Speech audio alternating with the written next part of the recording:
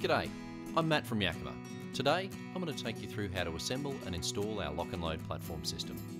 Before we start, let's make sure you've got everything on hand. The tools you'll need are 10 and 13mm sockets or spanners, a cordless drill or screwdriver, a 4mm hex driver bit, and a small Allen key. You'll also need a 4 or 6 leg pack depending on the platform size, a vehicle with the LockN'Load fit kit already installed, and a clear, flat, open space to assemble the platform, ideally up to 2.5 metres squared. Finally, ladders or work platforms as appropriate for your workshop setup. So let's begin. Place the platform package to the side of your work area. Cut the tape around the base of the box and remove the lid, but don't throw it away. Instead, place it on the floor and break the corners so it can sit flat. This forms part of a clean work area for assembling the platform. Next, pull the cardboard sleeve containing the side extrusions and place on the floor. Carefully cut down the taped edge and unroll the cardboard.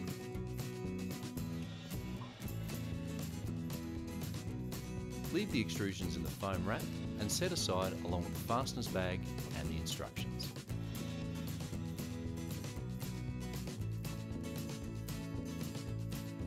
Take the next cardboard sleeve out of the carton and cut open and unroll. Set aside the corners along with the side pieces. For some platforms, there will only be 2 sleeves inside the carton. If this is the case, store the slats in their foam wrap in a safe place outside the working area. Use these 2 flattened out cardboard sleeves to form the remainder of your workspace. Now with this ready to go, let's assemble the perimeter. The side extrusions can be slid out of their foam wrapping, avoiding the need to use a knife. There are 2 side extrusions plus a front and a rear extrusion in each kit. To tell the difference, side extrusions have no rubber infill in the top.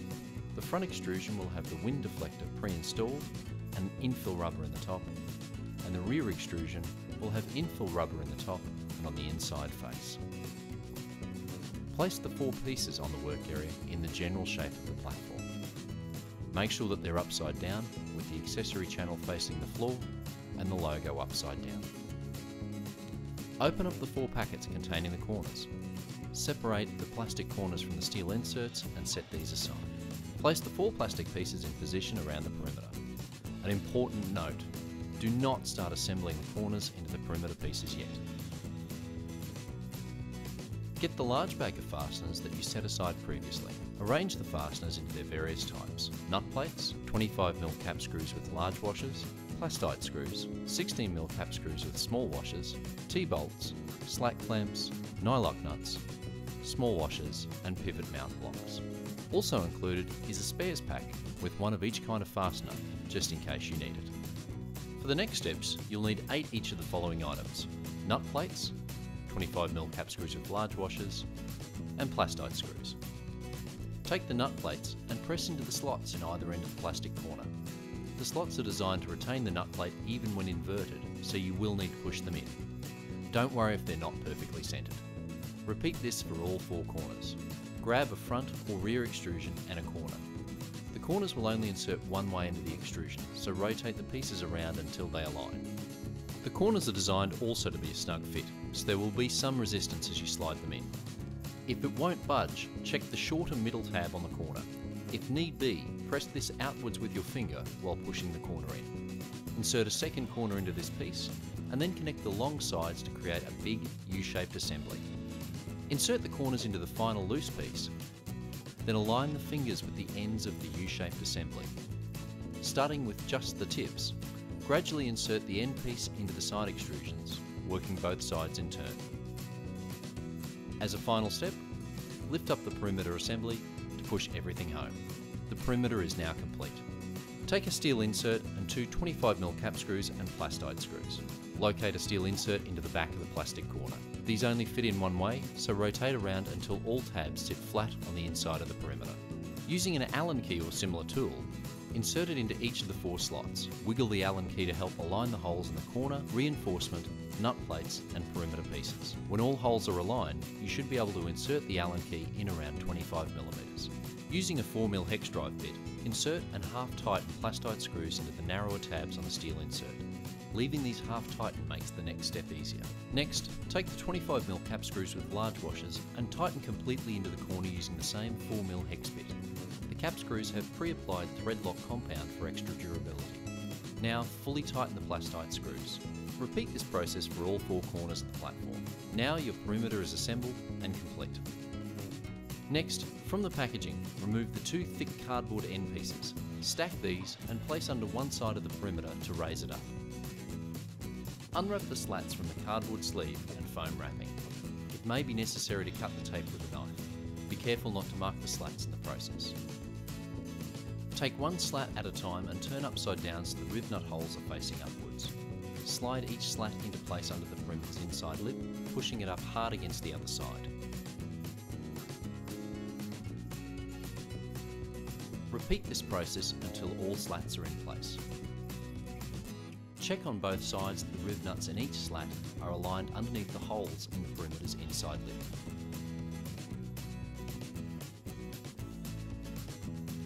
Then, remove the cardboard blocks and the perimeter will drop into place over the slats. Next, count out 4 16mm cap screws with small washers for each slat. Insert a screw through each hole in the perimeter's lip down into the slat's rib nut holes. These screws also have pre-applied thread locking compound.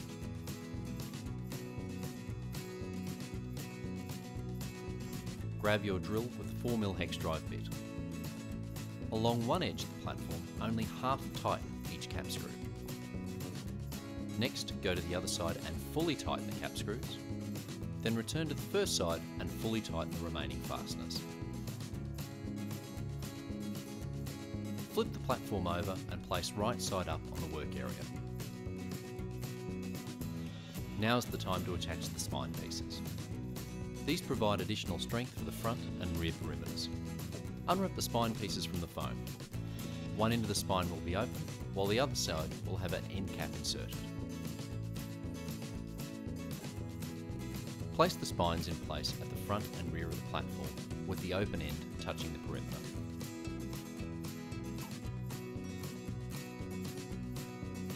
Next, from the fastener pack, get 6 slat clamps, 6 16mm cap screws with small washers, and 2 25mm cap screws with small washers.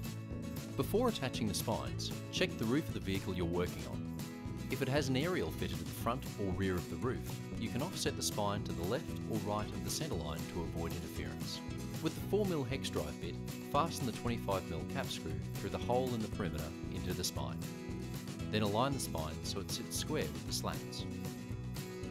Take a clamp and fit it into place. The top hook of the clamp goes into the channel on the side of the slat. Using a 16mm cap screw and small washer, fix through the clamp into the rib nut below. Continue this for the other spots in the spine and then check all screws are tight. Repeat this process for the spine at the other end of the platform, offsetting from the centre line if necessary. Your platform is assembled and ready to fit to the vehicle. Open up your LockN'Load leg pack. This will be 4 or 6 legs depending on the install. Take out the legs and get the keys from the plastic bag. Unlock and remove each cover and set aside. From the leg pack, get out the nut plates, M8 bolts, washers and spring washers. From the platform's fastener pack, grab the pivot mount bracket. Take a leg from the cart, place a mount bracket on top, and on top of this plate, place the nut plate. From the bottom of the leg, insert through an M8 bolt with the spring washer and washer attached. Finger tighten the 2 bolts.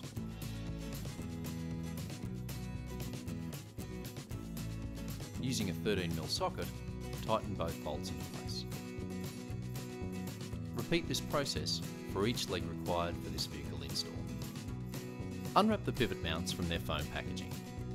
If a knife needs to be used, be careful not to scratch the finish. From the platform fastener pack, get 2 16mm cap screws with small washers for each leg. Use these cap screws to secure the pivot mount to the leg assembly. Make sure the slot in the pivot mount is facing up. Once assembled, don't be concerned if the pivot mount is hard to move. Repeat this for each leg assembly. Now it's time to fix these leg assemblies to the vehicle. For track mount installs, insert nut plates or track nuts into the channel where you want the leg assemblies. Locate the leg assembly into place above these. Then, using the fasteners from the vehicle-specific fit kit, tighten the leg assembly into place. For fixed point vehicles, simply fix the leg assemblies to the pre-installed LockN'Load vehicle-specific feet, following the instructions provided with that kit. Once fixed into place, check the pivot mount. It should be stiff, but still move. Repeat for all other legs. Now it's time to lift the platform onto the vehicle. You'll need a mate or two for this next step, depending on the size of the platform and height of the vehicle. Lift the platform up, ensuring the wind deflector is pointing towards the front. Position and centre on the roof as desired. The platform can be freely moved about at this stage, and the pivot mounts will keep the system level. Check that you're happy with where it is centred on the roof, and then you can start to fix the platform in place. Using the centre of the leg as a guide, decide where you want to place the slat clamps. Best practice is to have a clamp either side of the centre of the leg, attached to a slat that rests fully on the pivot mount. Whether it attaches to the front or rear of the slat makes no difference. Gather the remaining fasteners from the platform packaging. For every leg there will be 2 of each of the following items remaining: clamps, T-bolts, washers and nylock nuts. Drop and turn a T-bolt in the pivot mount channel. Place a clamp on top and hook into the side of the slat. Place a washer onto the bolt and then a nylock nut. Using a 10mm socket, tighten the nut up. Be careful not to over tighten, as this can deform the clamp. And do the same for the second clamp on the slat, and repeat this process for all other legs, using 2 slat clamps per pivot mount to connect to the platform.